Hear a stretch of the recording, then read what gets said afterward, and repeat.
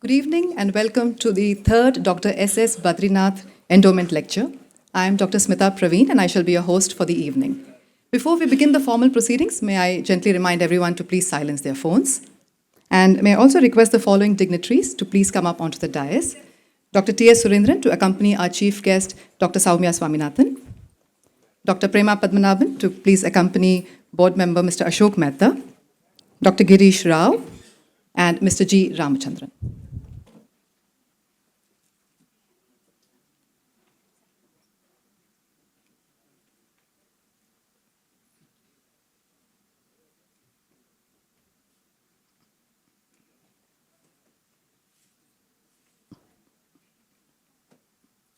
So the Endowment Lecture Series was initiated in February 2024 as a way to honor Dr. Badrinath's legacy. He believed in the power of knowledge to drive change, and his commitment to education and research paved the way for generations of skilled professionals like us. By inviting esteemed intellectuals to speak at our platform, we hope to learn and get inspired further.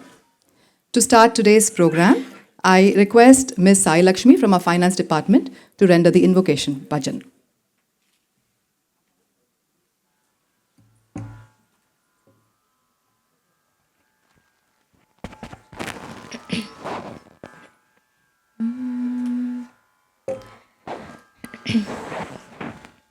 वैष्णव जन तो केने तहिए रे भीड़ पराई जाने रे वैष्णव जन तो तेने कहिए रे पीड़ पराई जाने रे पर दुख के उपकार करे तो ये मन अभिमान ना जाने रे वैष्णव जन तो तेने कहिए रे पीड़ पराई जाने रे सकल लोक मान सहुने वंदे चिंदा नहरे के नीरे सकल लोक मान नहरे वंदे निंदा नहरे के नीरे वंच काज मन निश्चल राके धन धन जननी के नीरे वांच काज मन निश्चल राके धन धन जननी के नीरे वैष्णव जन तो तेने कहिए रे पीड़ पराई जाने रे. Thank you. Thank you, Sai. Very appropriate bhajan on righteous living on today of all days, which happens to be Chief's birthday. I now call upon Dr. Prema Padmanabhan, Distinguished Senior Consultant, Medical Research Foundation, to kindly welcome the gathering.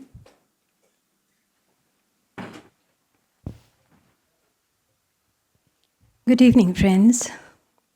We meet once again to invoke the memory of a person we can never ever forget. We all think of Dr. Badrinath in different days, on different days, in different ways, for different reasons, in different contexts. But when we do it together, as we do today, there is a surge of emotion that is palpable and overwhelming. And it is for the sanctity of that collective experience that I see in this hall today so many of our friends and well-wishers, our ex-consultants, staff from different departments, all gathered here. They remain connected with us.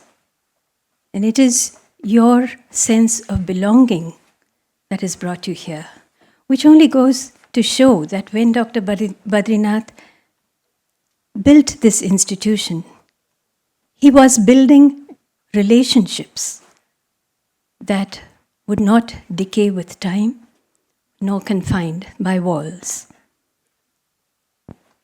And so for all of you, this is a warm and heartfelt homecoming rather than a formal welcome.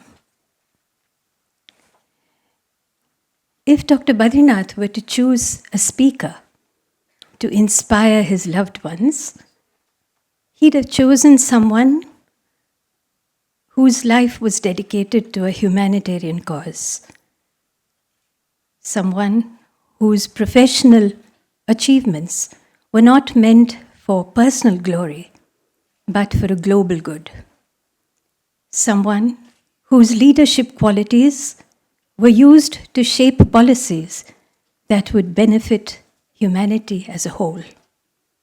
And that's exactly why we have with us Dr. Soumya Swaminathan.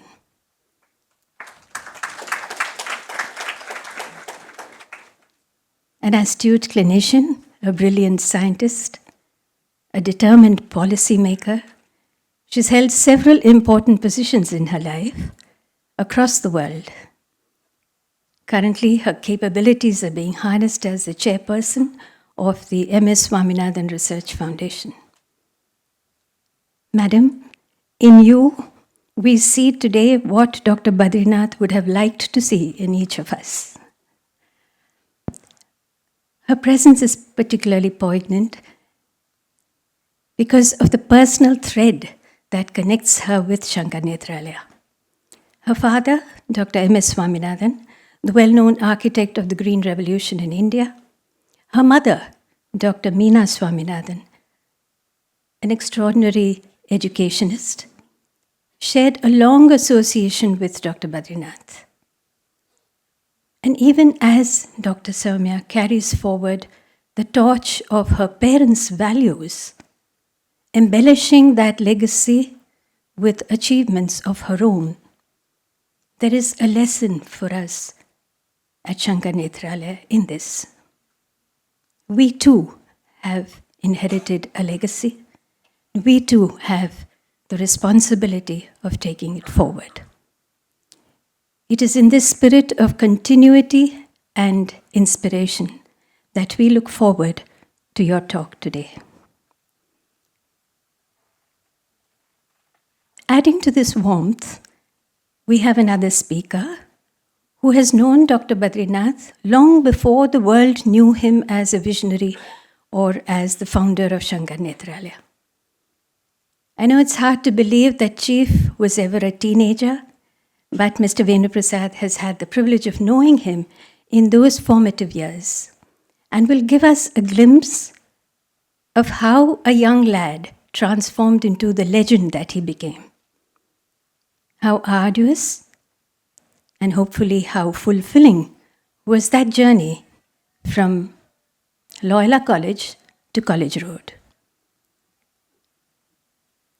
We do look forward to an enchanting evening today with all of you. Thank you.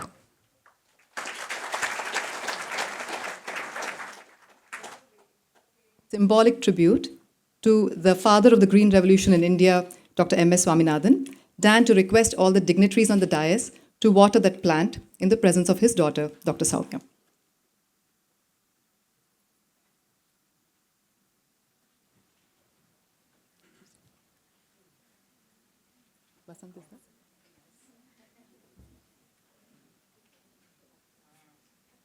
Can anyone guess what that plant is?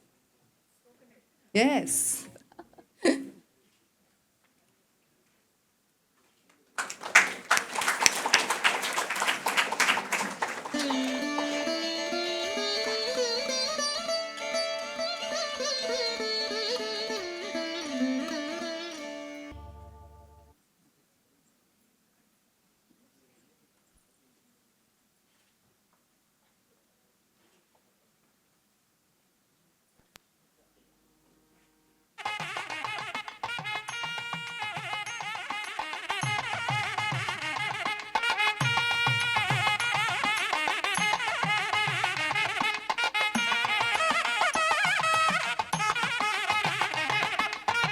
So the sapling will find a permanent home in our Alandur campus. I now request Chairman Dr. T.S. Surendra to please introduce our chief guest. Respected Madam Soumya, my dear colleagues on the dais and off the dais, my dear friends, well-wishers of Dr. Badrinath. Prema made my work simple, I think. I'll just mention that this is the third Dr. Badrinath endowment lecture, and we began with Mr. Gopal Gandhi, followed by Dr. Ravindra, and now Dr. Soumya Swaminathan. She is a renowned pediatrician and a global leader in tuberculosis and HIV research, and serves as the chief scientist at World Health Organization, and was also Director General of ICMR. She has helped Nethralaya few occasions earlier when she was the Director General. During COVID pandemic, she has played a vital, pivotal role in bringing out the vaccines like Covax and COVID-19. If I cough now, I think she will immediately think we'll have to report to Mrs. Soumya. She is the daughter of the great giant Dr. M.S. Swaminathan, who was serving in our Nethralaya board for I think almost 3 decades. And I was fondly remembering him as a patient too. He also came and blessed me on my 60th birthday along with Dr. Badrinath. Mr. Venu Prasad, who will facilitate this in association with our chief, was the classmate, as Dr. Prema mentioned, from his teenage, and was in our fundraising department helping me a decade, 2 decades ago. Recipient of the award of the honorary member of the Order of British Empire, and was also advisor postgraduate studies of Warwick Manufacturing Group, UK. With this brief introduction, let me once again welcome all of you. Thank you. Thank you, sir. I'm sure many of you have heard this already, but I can't resist. Between the two doctors, Swaminathan, father and daughter, they've had both health and food covered. Yeah. I now request Dr. Girish Rao, President and Executive Medical Director of Medical Research Foundation, to felicitate Dr. Soumya.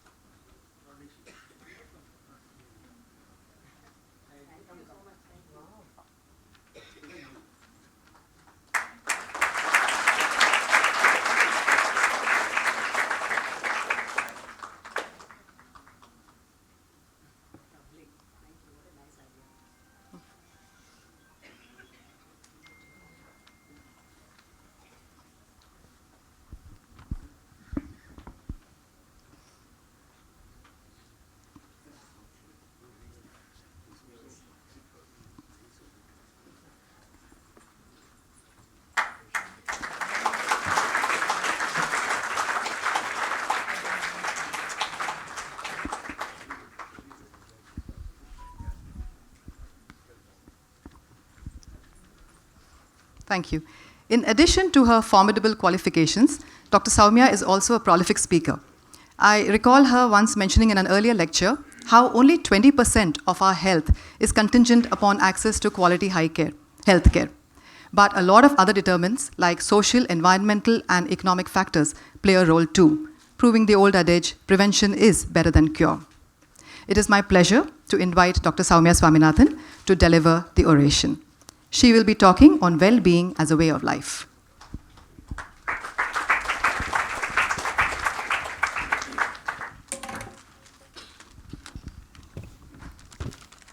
Namaskaram and good evening to everyone. It's really a matter of great joy, and also I feel extremely humbled, to deliver an oration in the name of a giant in the medical field who walked among us, and also in the presence of all of you who I'm sure consider yourselves as members of this family. Dr.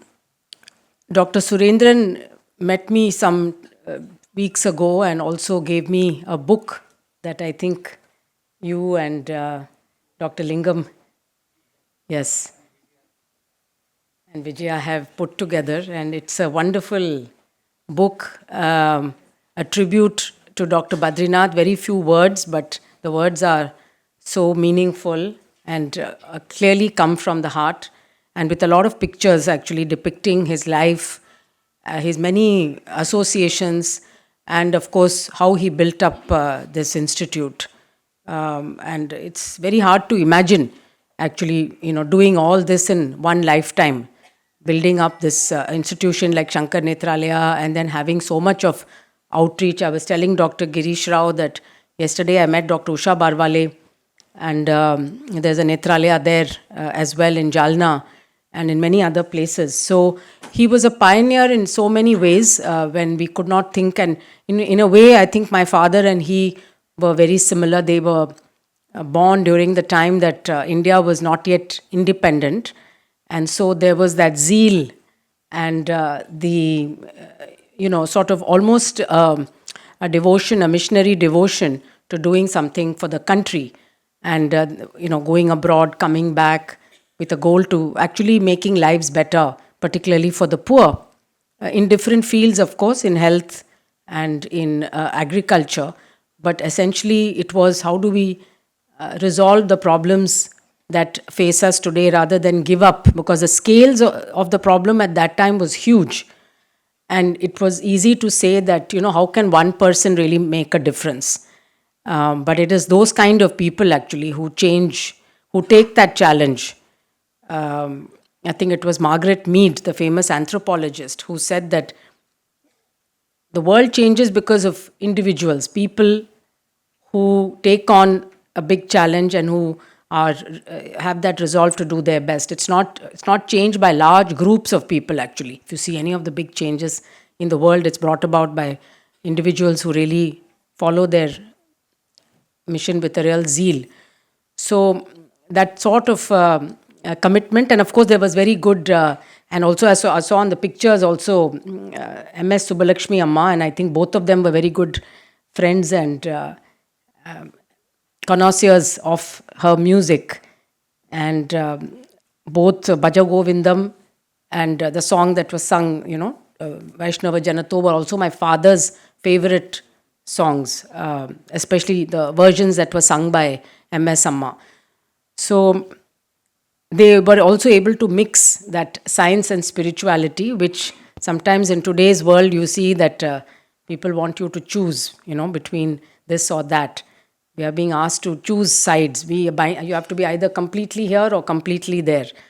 Whereas many very famous scientists, including Nobel laureates, have explained how they actually combine science and spirituality. The two are not some things which cannot, go together. So thank you very much for having invited me to all the trustees of Shankar Nethralaya. And we decided that I would speak on this topic of well-being.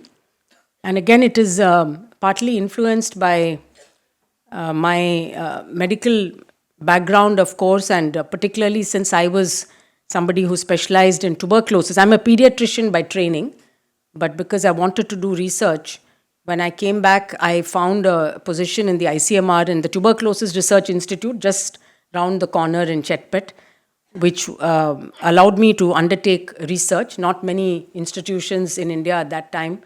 I think Shankar Nethralaya, again, one of the exceptions where research went side by side with clinical care.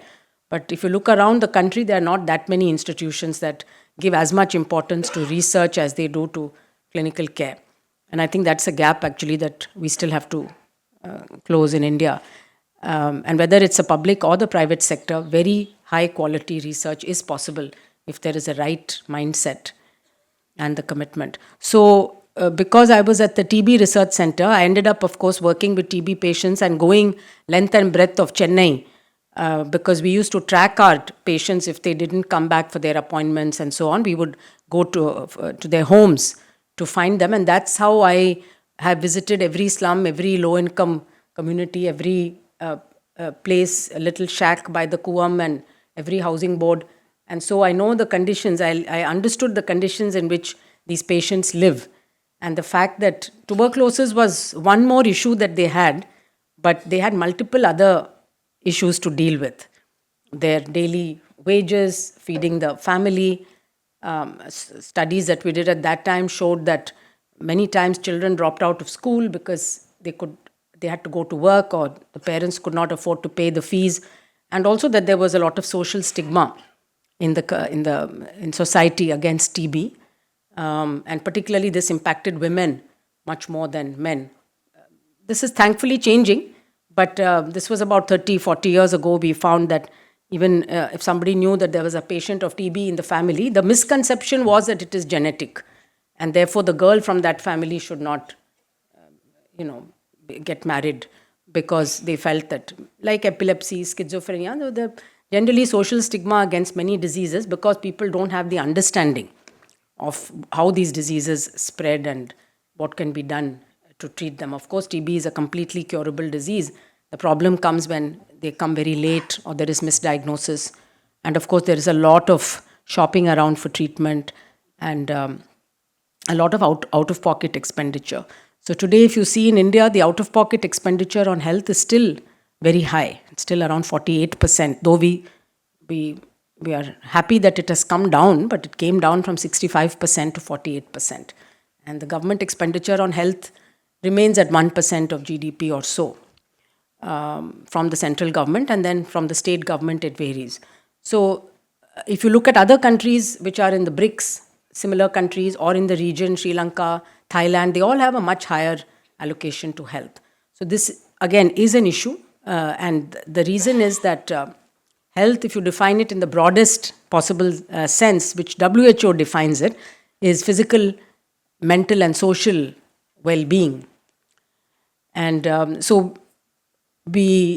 often used to joke that the Ministry of Health should be really called the Ministry of Diseases, because the budget essentially is there to deal with diseases. So once you get a problem, then you go to the hospital, and then you are supposed to get a diagnostic test and a treatment and rehabilitation and so on. So the whole aspect of prevention and health promotion is not really given much importance. And again, one neighboring country where I've seen a very good example of this is Thailand, where Thailand has a very interesting history of universal health coverage, where in the 70s, there were a group of doctors, very, very committed, passionate public health doctors who actually served in villages and rural areas. They convinced one of the political parties that was standing for election that universal health coverage should become part of the election manifesto, which I think in India has still not happened. No political party really puts health as a high priority in their election manifesto. But at that time in Thailand, they came up with something called the 30 baht scheme, which is like a insurance coverage that if you paid 30 baht, like paying 30 rupees a year, you would have coverage every citizen would have coverage for all health services. That party came to power, and the first thing they did was they stopped building more tertiary hospitals. And instead, they invested everything into primary health care.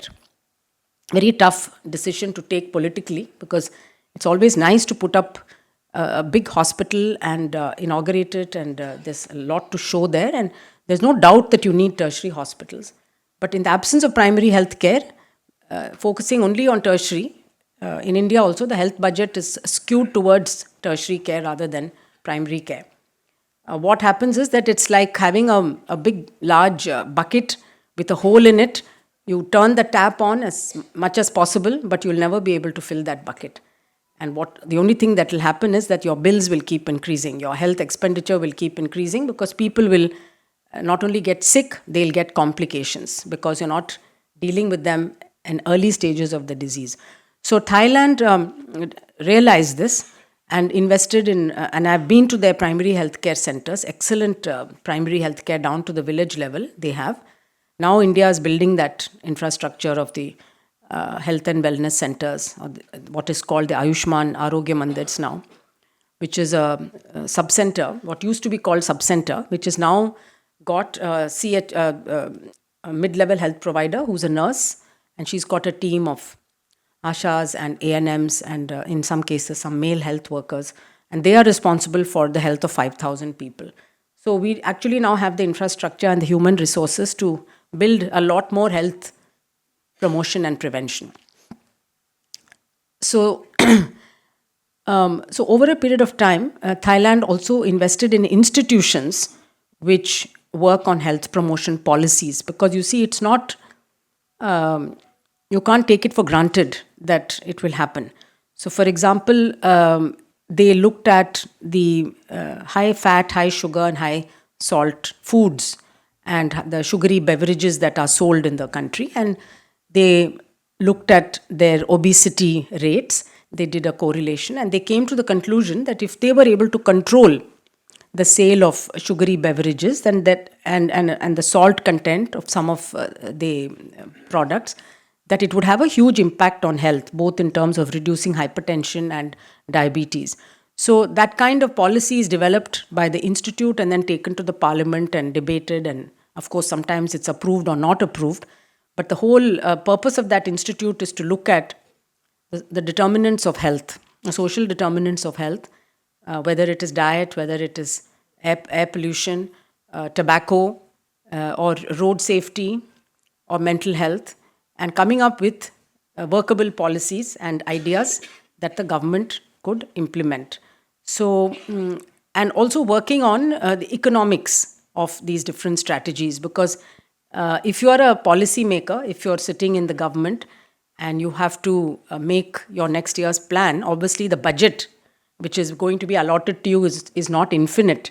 It's a limited, you know what the budget is going to be, plus or minus a little bit. And so within that, you have to prioritize. There may be 1,000 things that there is a demand for. But the way of prioritizing that, again, there is a scientific, evidence-based way of doing it. And while I was the DG ICMR, we set up the Health Technology Assessment Program in India based on a very good model of the UK, the NICE model, which actually did cost effectiveness analysis and recommended to the government which treatments should be included in the National Health Service. Because as you know, in the UK, the NHS offers free treatment to all its citizens. So this program now today, after about 8 or 9 years, is doing very well. It's expanded, it's thriving. And the Health Ministry relies a lot on the assessments that are done. For example, if you have 3 different thank you, new technologies, and today there's a lot of new technology, including the use of artificial intelligence for dealing with various health problems. So if it's a commercial company, obviously the company would claim that theirs is the best solution. So one is, of course, the assessment itself. And this is an area where I think the standard regulatory bodies need to now expand their skills, because many of the equipments now today come with built-in artificial intelligence. And the AI, of course, as you know, keeps evolving with its experience. It keeps improving or not, and the way that you have to assess it and the health outcomes against which you are assessing it have to be very clear. And at the same time, you also have sometimes many different companies. So how do you assess which ones? So for this, just like for a new drug or a new vaccine, we always do a clinical trial before we introduce it into the public. We don't introduce a new drug just like that. It goes through a proper evaluation. The new AI-based medical devices or treatments must be evaluated also similarly in a rigorous way before they are actually used. And I think we are not at any stage where AI is going to be able to take over. Though there is a fear, every few months you'll hear a lecture from somebody saying that all doctors will be out of a job, all X so and so will be out of a job, etc., because of AI. But this is not going to happen. But AI can be a very good tool. It could be a very good assistant. It could be a very good mode of enhancing your performance, because it can guide. And I have now seen many examples in the medical field where AI is actually real. And I think the retinal imaging analysis is probably one of the early applications where AI was found to be extremely good at picking up lesions, early lesions of diabetic retinopathy and so on. And in fact, they say that now the retina can give you many insights into your health way beyond your eyes. So I read an article where, by looking at the retinal imaging and training algorithms, it can even predict the onset of dementia and so on 10 years before you actually get any symptoms. And maybe this is something to do with the blood vessels. I'm not sure exactly on what basis it's able to pick up that early signs of dementia or other neurological illnesses. But the fact is that AI is being so sensitive. If it is properly trained on the right set of images, then it can do the work and make it much, much easier, so that the specialists, the doctors, can spend their time doing the things which these machines cannot do. So a lot of in TB, for example, now the AI is being bundled with X-ray machines, so that automatically the X-rays are being screened by the AI algorithm, and it's telling the doctors that these patients have a suspicious X-ray. So instead of the radiologist reading 100 X-rays, already get a list of X-rays which are abnormal. Out of that 100, maybe 7 or 8 or 10 which the radiologist would need to look at. And in the field particularly, it's very, very convenient. You're going with a mobile X-ray. Obviously, no radiologist is going to be going. It's a technician who takes that mobile X-ray and goes into the field and can take hundreds of X-rays in a day. And then you can inform the patient based on the AI's reading that your X-ray looks suspicious. It may not tell you exactly what the lesion is, but it will tell you there is something wrong, and you can go next day to the primary health center or the nearest facility to get further investigations done. So this is happening now, but the whole loop, we have to see that loop gets completed. That you don't just identify people and leave them, but you're able to follow up and give all the investigations that are needed and so on. So as you know, last week there was the AI summit in Delhi. There was a lot of hype, around what is going to happen, etc., and the future of work. But I feel that in healthcare, we have not really leveraged the kind of digital tools and technologies today that we have access to. Some hospitals do an excellent job, no doubt about it. But if you look at the general health system, we are still struggling with... I went to a primary health center and I asked that lady how many registers she has to fill up. She's still filling 120 registers. And on top of that, she has to fill the same data into 10 different apps, because every program has created an app. And you can imagine, if you're in a remote place, you don't have very good connectivity, that frontline health worker spending more time in doing paperwork than actually in dealing with patients or doing more of community public health work. So this is something we should be able to solve. We do have a national digital health mission, and hopefully that is going to result in good electronic health records, interoperable records, everybody having their access, being able to consent, sharing your records wherever you are, maybe anywhere in India. And in fact, the good thing during COVID, since you mentioned COVID, Dr. Prema, that India was one of the few countries that had a digital vaccination record very early on. In fact, many of the Western countries, they had only paper records which they had to carry in their wallet when they traveled, because you had to show it in airports and things. But in India, we all had it on our phones, and it was one of the things that India was being really lauded for. So that whole UPI and the digital public infrastructure that India has built today gives a lot of access to people. Starting with financial access, we see what tremendous impact the UPI has had on financial access. Today, nobody needs to carry cash. Everything is done through UPI payment. The same thing, there's a vision and a promise that this would happen in health as well, when we would have our records, we'd be able to, so that we don't keep losing our records, because as you know, one of the most common things is, even for us, we can't blame anybody else that we can't find our previous health records. And so if you could have them all in a digital locker, then you don't have to worry about where did I keep my records, and if you go to another hospital, you don't have to start all over again repeating the tests. So coming back to this concept of well-being, which what is it? It's not just a program or a luxury, but it's really should be an organizing principle for ourselves as individuals or as communities. And so instead of focusing on just survival, because in the previous few decades, our life expectancy was low. During independence, our life expectancy was only 34 years. Today, it is around 72. So we've come a long way. Our infant and maternal mortality was very high. We lost a lot of people due to infectious diseases in India and also globally.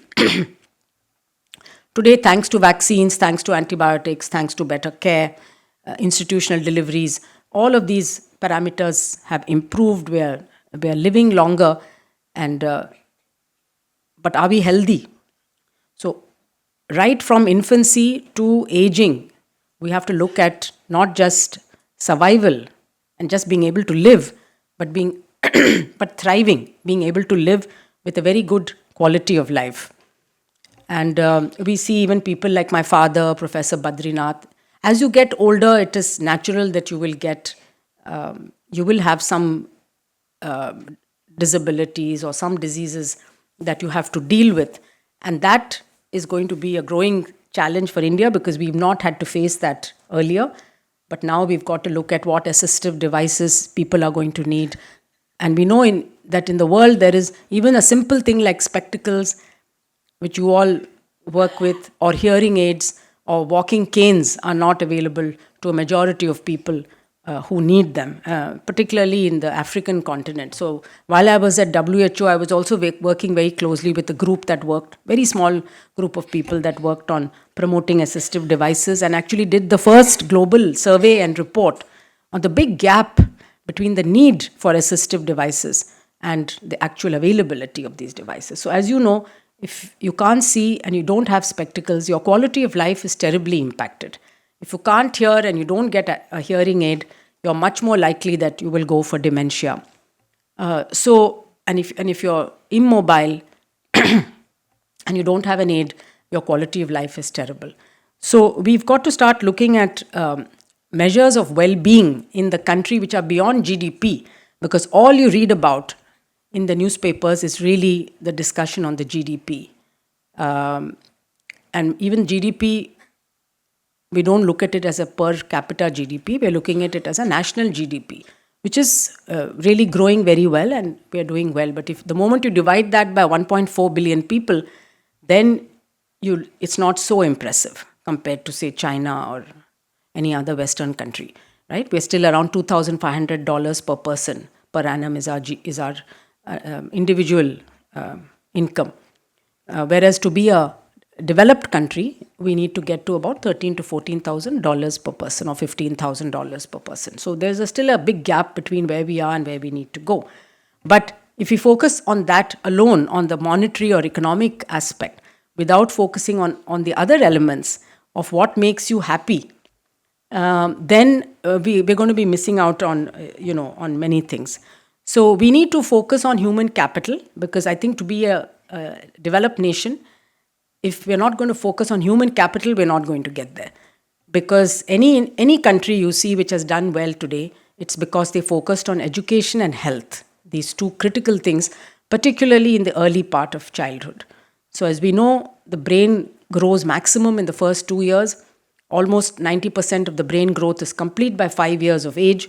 So if you don't pay attention during that critical period of the pregnancy and the first 5 years of age, then we are going to have a child who is stunted both physically and mentally, and therefore cannot be a super achiever or a highly productive person. There's a lot of evidence, a lot of economists have shown correlation between GDP and cognitive ability. And I think The Economist actually ran a very big series once looking at stunting rates of countries and how much of GDP nationally we are using. And as you know, India has a very high rate of childhood stunting. Even now, it's around 30% or so. So we are losing a lot of GDP based on that. And those individuals themselves will never be able to achieve what a similar child who had a good care during the childhood would be able to achieve. Similarly, adolescence is a very important time, particularly on mental resilience. There was a study done to see, there are surveys done regularly to look at mental well-being. And normally, these surveys always showed that the 18 to 25 year age group was in a very happy state of mind. They are usually very optimistic, right? They have their whole life ahead of them, they're looking forward and so on. And then the very old are very happy. So these two, 18 to 25, and if you cross 75 or 80 years of age, you become quite happy by then. After COVID, this whole trend reversed. And while the older people continue to be happy, the 18 to 25 year age group now today is a very stressed, anxious, and mentally not in a good state of mind. There are some multiple reasons for this. Of course, COVID was a big, factor. So much of anxiety during that time because of the circumstances. But beyond that, there is this device, the digital device. And so 4 factors have been shown to correlate with poor or good mental well-being. One is how much time do you spend on your devices? I'm talking about young people. How much time do you spend on your device? How much time do you actually spend with other people, with your friends or family members? The third factor is physical activity. How much time are you spending on physical activity, doing sports or games or walking or cycling? And the fourth is the intake of ultra-processed food. So these 4 factors put together correlate very well with mental well-being. And I think you can look around at people that you know within our own families. We know of youngsters who are not very sociable, not doing so well, not so well adjusted. And if you see these factors, probably all of them are going to fit. There's a huge pandemic of obesity today in the world, and every country is facing increasing obesity rates. Tamil Nadu, I think almost the latest survey showed that about 40% of women, urban especially, are obese. And very worryingly, I think it's 22% of the adult population of Tamil Nadu now is diabetic. And 15 years ago, this was 11%. This is the INDIAB survey done by Dr. Mohan's Diabetes Research Foundation, funded by the ICMR. It's a national diabetes survey. From 11% in 2011, today in 2025, it is 22%. It has doubled in the last 14, 15 years. Not only that, another 20% are pre-diabetic, which means that they are on the verge of, in the next couple of years, becoming diabetic. So almost half are, and the rest, 30% have hypertension, and almost 80% have either one or more of these risk factors. That is either high lipids, obesity, abdominal obesity in particular, hypertension, or diabetes. So you can see that we are not becoming a very healthy society. We may be economically advancing, but a lot of our budget will have to go to look after sick people.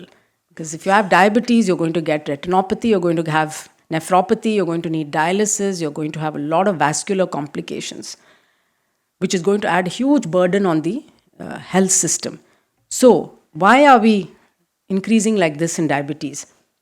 It's the same factors, right? It's our food and our lifestyle, our activity levels, probably also mental stress. And so we've actually requested the state government to consider a change in the PDS. So Dr. Mohan and I actually wrote a joint op-ed together, and we've also requested the government. The PDS is focusing on calories. Of course, today nobody in India is starving thanks to the PDS. Everybody gets enough quantity of rice and wheat. So this is a big advance from the earlier days when we were facing starvation. But what we're not getting enough of, we're not getting a nutritious diet which has got enough adequate quality protein and micronutrients which come from vegetables, fruits, animal protein, milk, eggs, and so on. So we're filling our stomach and we're able to carry on because we have the calories, and especially the poor, obviously, because the higher quality proteins and other foods are more expensive. So the only way to make a big difference to the public, health of the public, is through changing the PDS, through the school meal program, which is, again, India has the largest school meal program in the world, and the Anganwadi program. So these three programs of the government feed millions and millions of people every day. A small change there can shift us into the right direction. So this is one determinant of health. Of course, it has to go side by side with a massive awareness program on nutrition, not by celebrities who are selling a protein drink or some supplement, but giving sensible advice on how to eat a nutritious diet within your means. Nutritious diet doesn't mean that you have to spend a lot on it. Locally available things, seasonal fruits and vegetables, and so on. So public policy must look at these risk factors. The other one, big one, is air pollution. I won't speak too much about that today, but clearly if you look, any one of you who looks at the newspaper, the AQIs which come every day, you can see there's not a single place in India which meets, forget about meeting the WHO air quality standards, doesn't meet even the national air quality standards.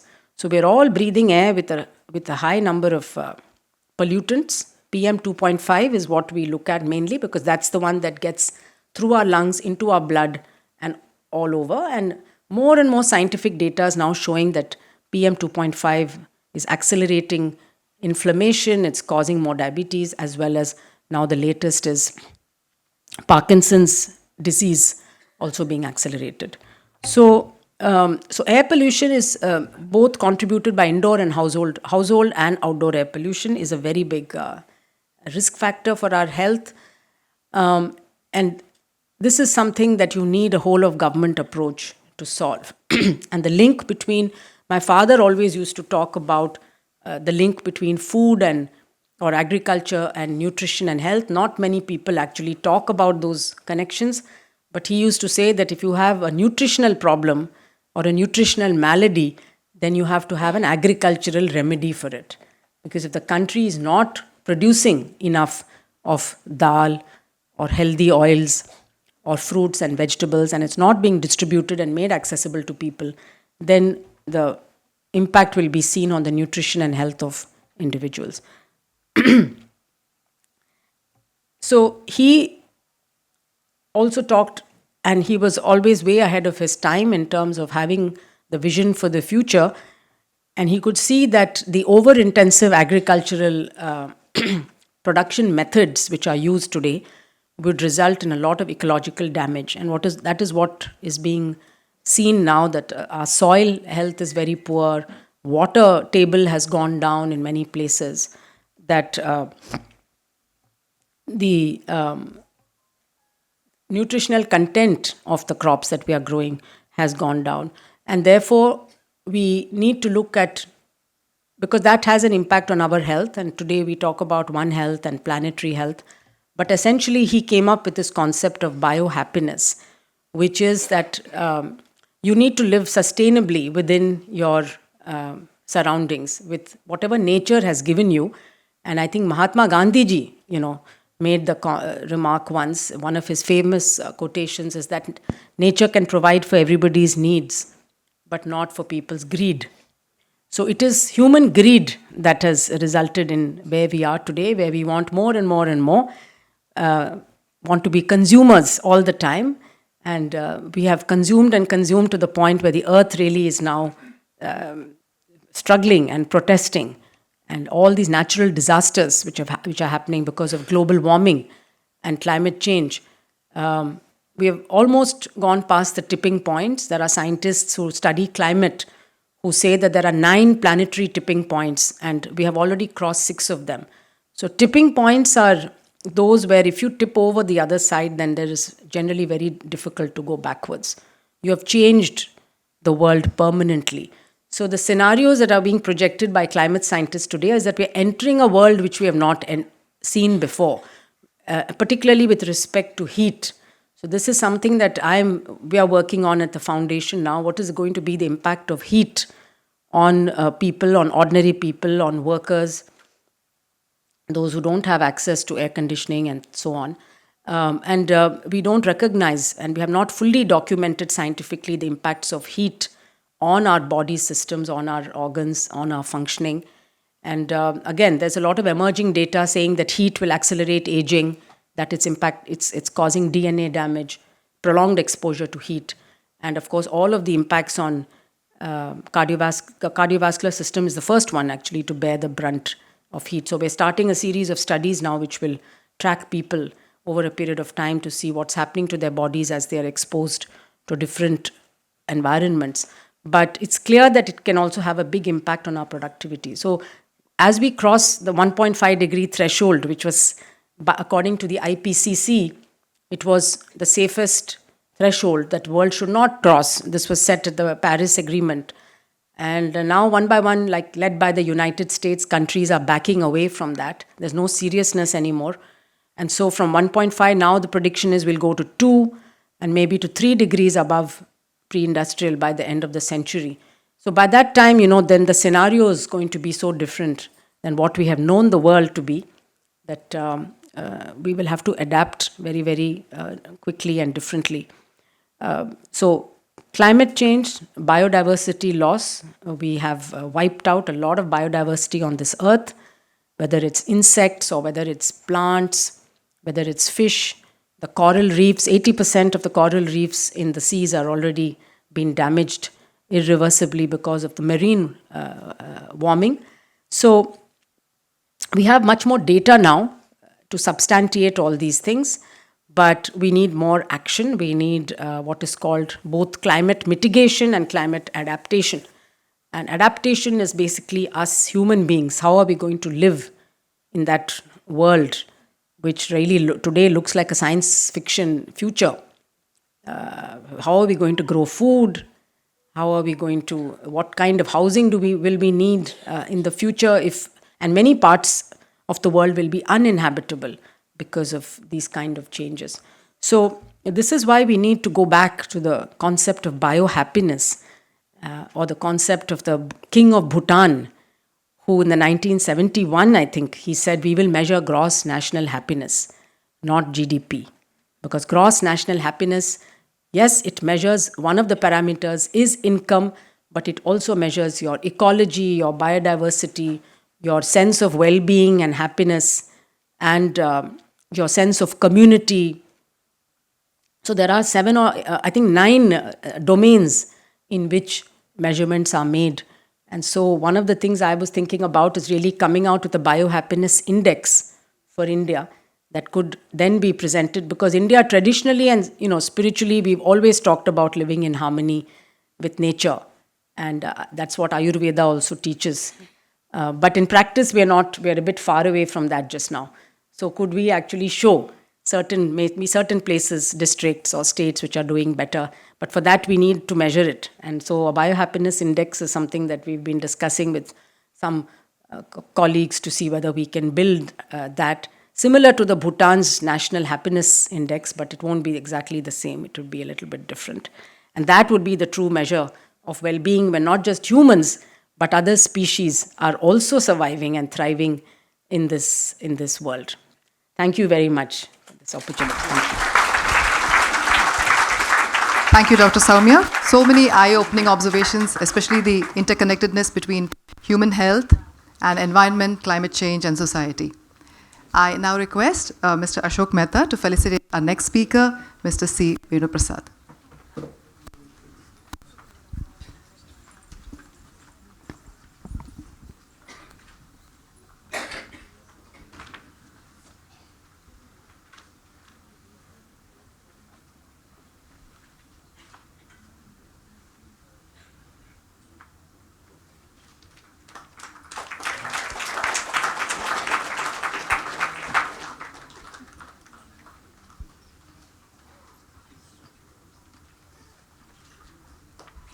Thank you. So, Mr. C. Venuprasad has been closely associated with Dr. S.S. Badrinath since the time they were both Loyola boys, and he's here today to share some of his fond memories.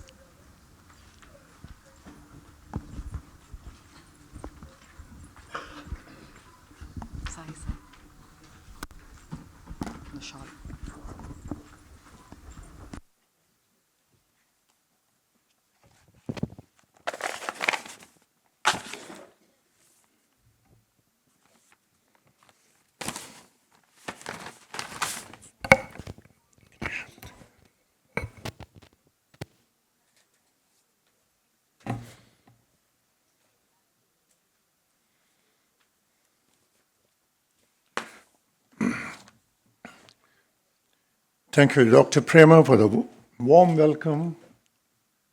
Thanks, Doc. I call him Chief, so he always asks me, then what about the real chief? And I say, I call him the big chief. And for your uplifting introduction. So you really skyrocketed me. Good evening, ladies and gentlemen. Today, it's a very emotional moment for me. I want to share some personal vintage anecdotes from my association with Badri, SSB or Chief, the most present here. Badri and I are both 1940 vintage, born a few months apart. Our friendships dating from early teens, June 1955 to be precise.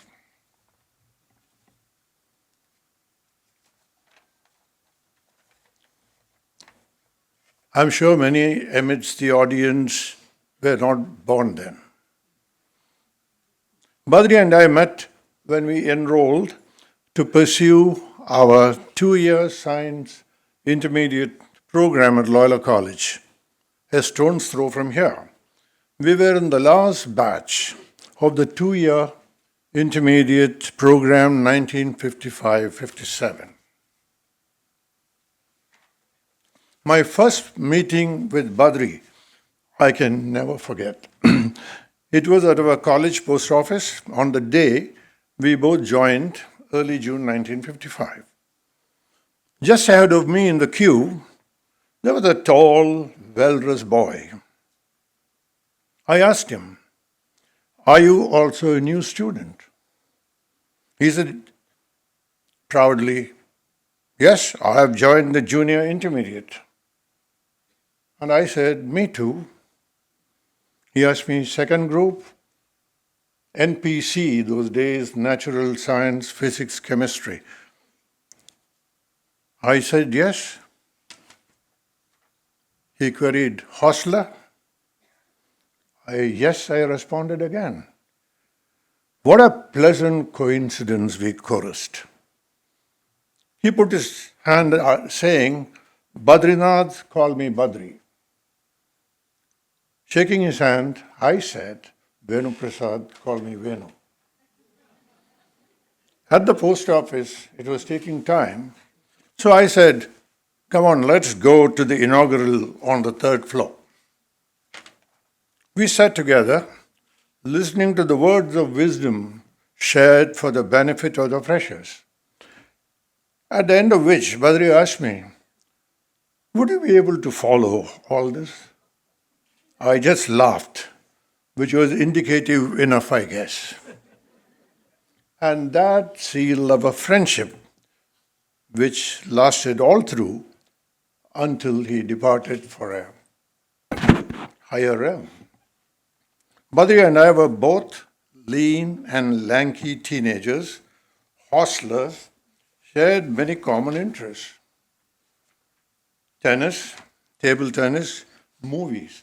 Every Friday night we had a movie screen in the Bertram Hall for hostlers. And most importantly, we were both foodies with a sweet tooth. Our dietary habits, though, were poles apart. I recall Badri always enjoyed the payasam in the Malabar mess of the Loyola hostel. Those days in Loyola College, we had 10 tennis courts for the students and one for the staff.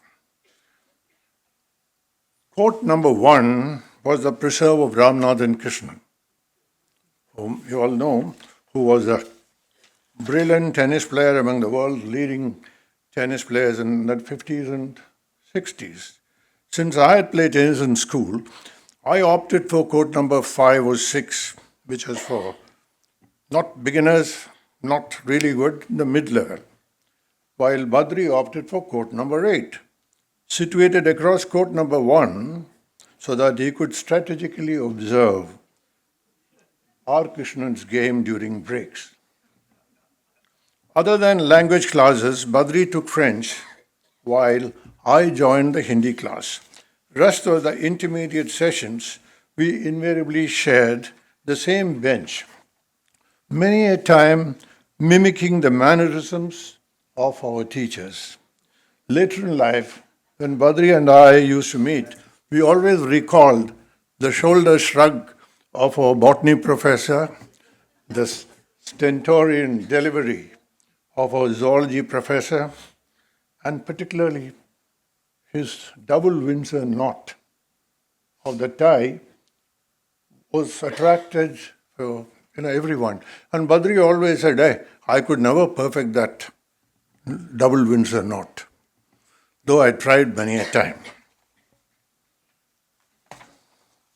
Badri preferred the lab sessions, be it physics, chemistry, botany, zoology, or physiology. His passion for science and precision was amazing. His attention to detail was matchless. Most astounding was Badri's multitasking skill, viewing specimens through microscope and simultaneously sketching, shading it. It was a treat to watch and admire. He was truly gifted.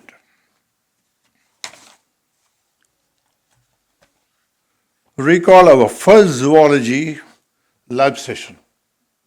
I can never forget that.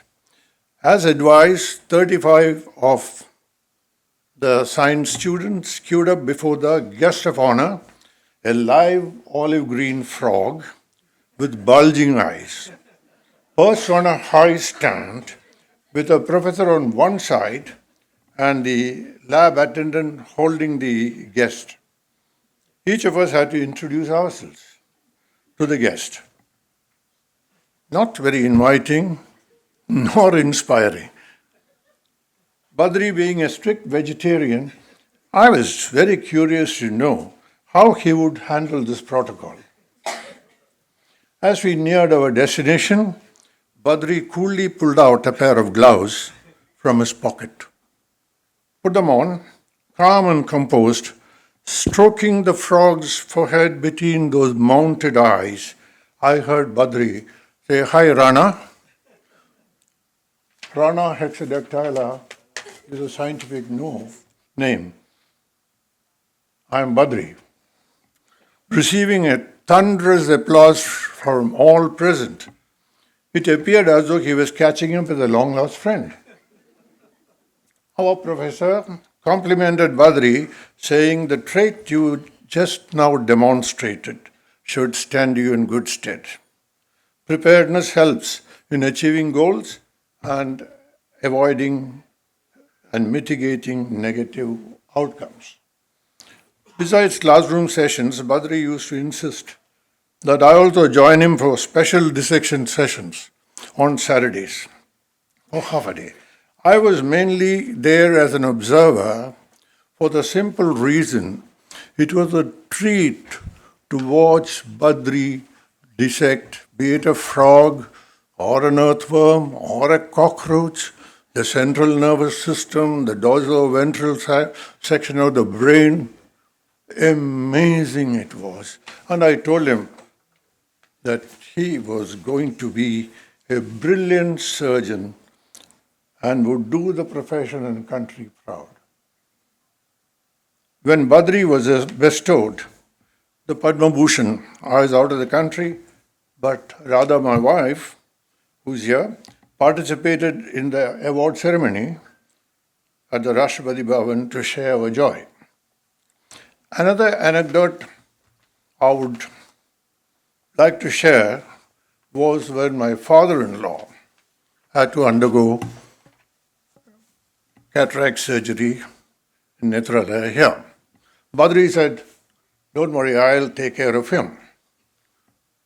The evening before the surgery, Badri walked into the room where he was admitted. He said, "Sir, I am your son-in-law's classmate, Badri." My father-in-law, no doubt, was overjoyed. So as he was leaving, I said, "Thanks, Badri." And he said, "Maapalekku maryada kodukka vendama." For those who don't follow Tamil, should we respect the groom? That was Badri for you. A great human exuding spontaneous humility, kindness, respect, and valuing others. All those values that continue to be carried on in this great institution he built, Shankar Nethralaya. I think we got to give a big hand for building that. I was pleased that I could keep up an old promise I made to Badri after I moved away from my corporate commitments. I briefly joined him at Nethralaya and infused some fresh thoughts in developmental initiatives. Our gastronomic love renewed through this association, sharing packed lunches at work, breakfast sessions at the clubs, and meals at home. Badri and Vasanthi Amma participated as family elders in the weddings of both of our sons. Both were fond of the Kerala Sadhya, which concludes with multiple varieties of paisams. I used to encouragingly say, in the good old Loyola lingo, "Boss, don't disappoint the paisams. Your favorite Elnir paisam is awaiting your blessings." With a pleasing smile, he would respond, "Enna veno, enna nambikki illaya? What veno, don't you trust me?" When I bade farewell to my dear friend Badri on 21st November 2023, the pain was profound. Remembering Badri through vintage memories, anecdotes like we have today is an act of celebration, respect, and love. To dear Badri, until we meet again.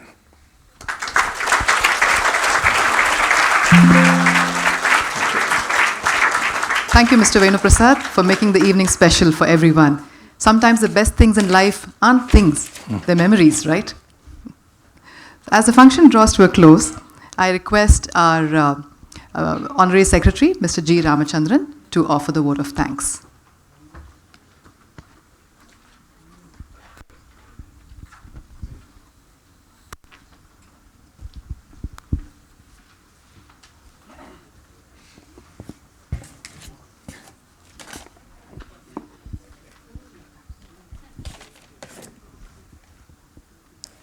Good evening to all of you, Dr. Soumya Madam, and the dignitaries on the dais. It's a great privilege to propose the vote of thanks on this eventful, wonderfully organized commemorative occasion of the birth anniversary of Dr. SSB, the force behind the Shankar Nethralaya.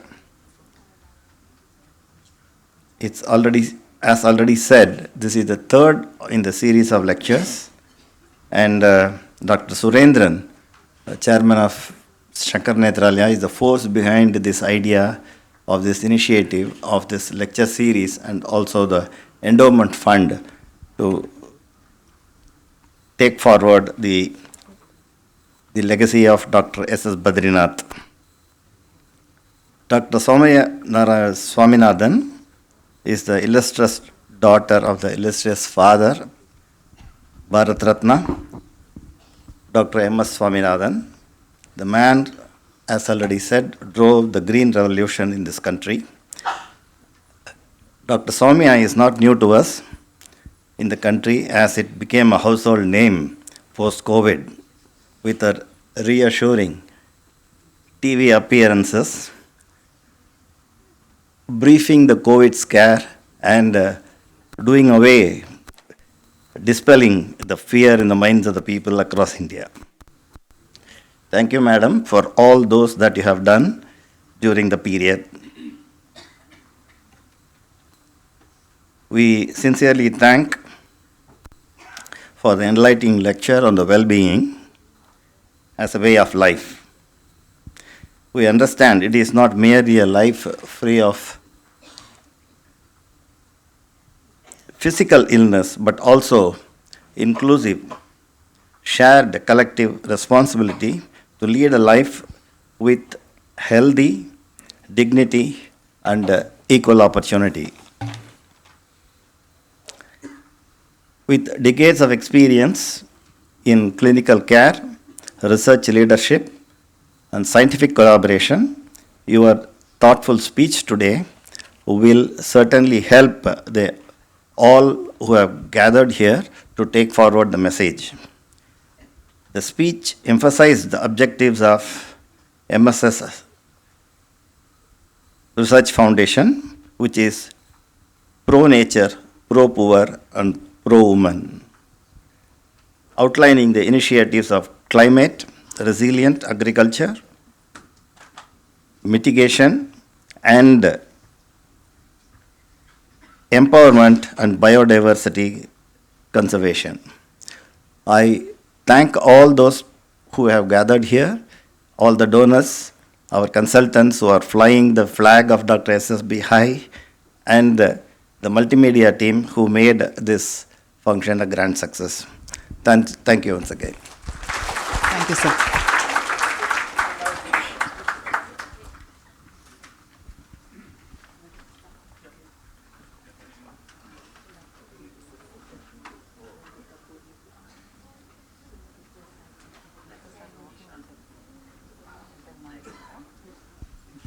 Thank you all for gracing the occasion. On behalf of Dr. Surendran and the rest of Nethralaya, you're also invited in advance for next year's oration, which will be by Mr. Chandrasekharan, Chairman Tata Sons. Please join us for high tea. Students and staff can make their way to the Sky Lounge on 8th floor. For senior citizens, the tea is right outside the auditorium doors. Good night. Stay safe.